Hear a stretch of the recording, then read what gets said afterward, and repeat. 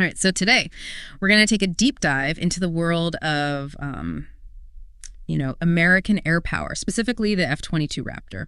But we're not just talking about the jet itself, but what a recent contract tells us about, where the U.S. Air Force is putting its money in a world of, shifting military priorities. Yeah, it's a really fascinating case study. I mean, Zona Militar, it's a Spanish defense publication. They covered this.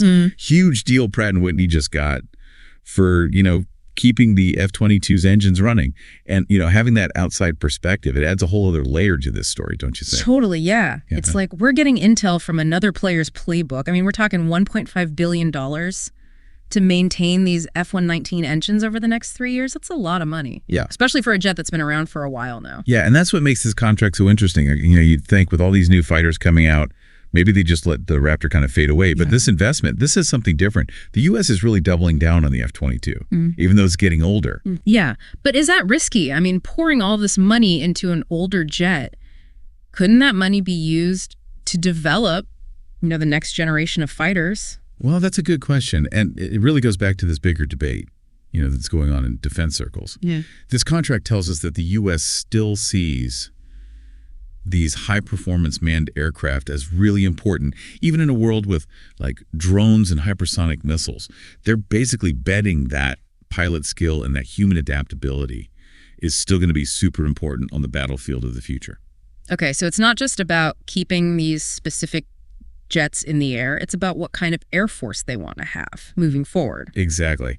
And the way they're approaching this maintenance is pretty interesting, too. The contract mentions Pratt Whitney's usage-based lifing program. It sounds pretty high-tech. Are they giving these engines spa days or something? Well, maybe not spa days, but it's definitely a data-driven approach. Basically, Pratt Whitney is using all of this real-time engine data to create these custom maintenance plans for every single engine based on how it's actually being used. Wow. So instead of just following a set schedule, they're tailoring the maintenance to each engine's specific needs. That's impressive. It's like personalized medicine, but for fighter jet engines. This approach, it keeps the engines running smoothly, but it can actually extend how long they last too. So you're telling me they're getting even more performance out of these already incredible engines. What kind of power are we even talking about here? Well, don't forget, each F-22 has 2 of these F-119 engines in each one. Each one can generate over 35,000 pounds of thrust. That's enough to get the F-22 up to 65,000 feet and achieve supersonic speeds. 35,000 pounds of thrust. That's like strapping a rocket to a sports car. I bet those pilots really feel the G-forces. But the thing that really gets me, the article said the F-22 can go supersonic without even using afterburners. Isn't that crazy fuel efficient for a jet that can break the sound barrier? Yeah, you're right. It's pretty unique. The F-22's ability to supercruise, as it's called, gives it a huge advantage in a fight. Imagine a scenario in the Pacific, for example. That ability to fly supersonic without burning through all its fuel means it can fly farther and stay in the air longer, which are crucial factors in a place like that. So they're making sure the F-22 is in perfect condition, that it has incredible range, and that it can just outperform other jets in all the key areas. But is all of that enough to counter the new rivals that are out there? I'm talking about the Russian Su-57 and the Chinese J-20. Those are some serious competitors. Oh, absolutely. And the U.S. knows that. They pose a real challenge. Let's dive into that face-off after the break and see how the F-22 measures up to these new contenders. Sounds good to me. All right, we'll be right back. So we know the U.S. is really serious about keeping the F-22 in the fight. They're even giving it that new TACR system and everything. But how does it actually stack up against the Su-57 and the J-20? Are we even comparing the same types of jets here? That's the big question, right? Comparing these jets is kind of like comparing sports cars. You can look at all the specs and stuff. But at the end of the day, it really comes down to how they actually perform. Or in this case, how they do in an actual combat scenario. Okay, so let's take them for a spin then, metaphorically speaking, of course. What can you tell me about the Su-57? Well, it's Russia's first 5th-generation fighter. It's designed to go toe-to-toe with the F-22. It's got, advanced stealth capabilities. It's really maneuverable. And it's got all these sophisticated electronics. It's a pretty serious machine. And the J-20. What makes China's 5th-generation fighter stand out? The J-20 is a beast. You know, it's big and powerful. It's got a long range. And it's definitely built for air-to-air combat. It's a real game changer in the Pacific. But haven't there been reports that those jets aren't as stealthy as people say. Is the U.S. overreacting by spending so much money on keeping the F-22 up to date? Well, there's always a lot of speculation about, what these advanced systems can actually do.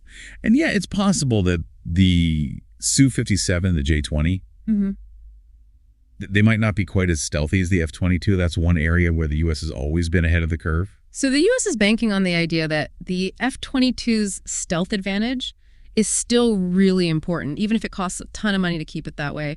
That tells you how crucial they think this technology is, especially with other countries trying to catch up. Exactly. And stealth design, it's not just about, being invisible to radar. It's this complex balance of trade-offs.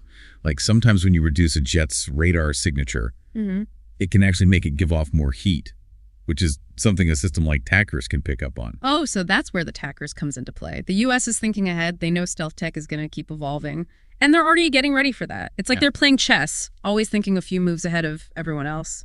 Right. The U.S. is trying to stay ahead by investing in systems that can counter, the latest stealth tech. They're not putting all their eggs in one basket. So even if these other jets are catching up in some areas, it sounds like the U.S. is doing what it takes to make sure the F-22 stays on top. But at the end of the day, is any one of these jets really the best? It's tough to say which one is the absolute best. It's kind of like saying one sports car is better than all the others. It really depends on the track, the driver, the conditions. How effective a fighter jet is depends on so many things. It's not just about the hardware. What are some of those other factors then? What else determines who wins in a dogfight? Well, pilot skill is a huge one.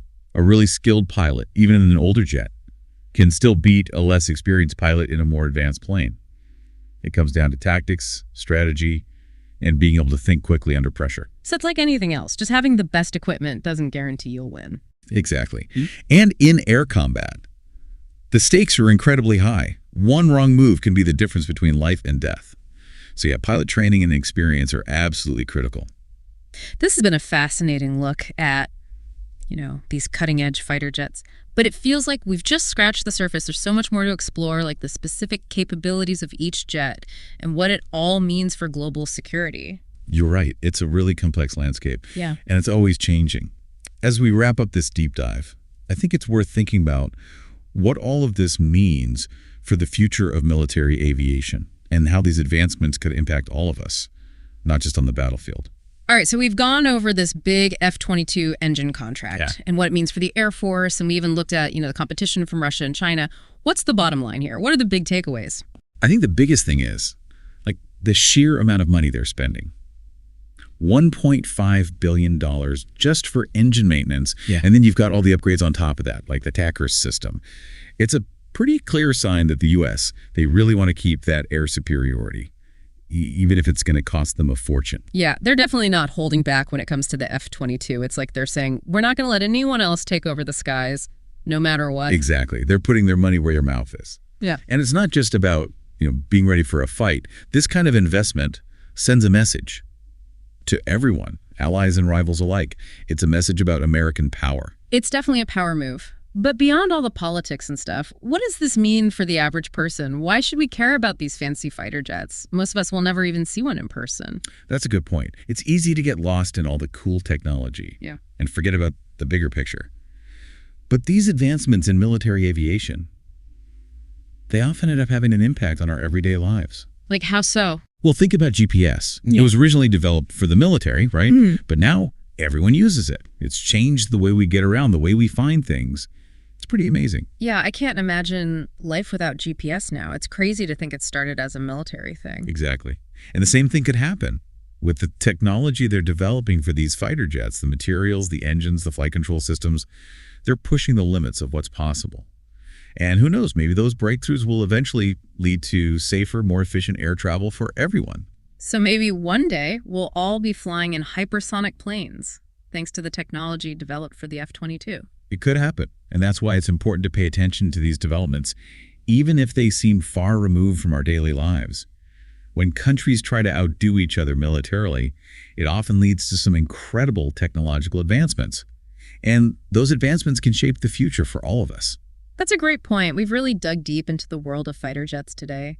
but there's always more to learn. Absolutely. We encourage you to keep exploring, Do some research on the Su-57 and the J-20, see how they compare to the F-22. Think about what the future of fighter jets might look like, and even consider, the ethical side of all this. Because this technology, it's not science fiction, it's real, and it's already affecting our world in ways we might not even realize. So stay curious, keep asking questions, and maybe you'll be the one to develop the next big thing in aviation.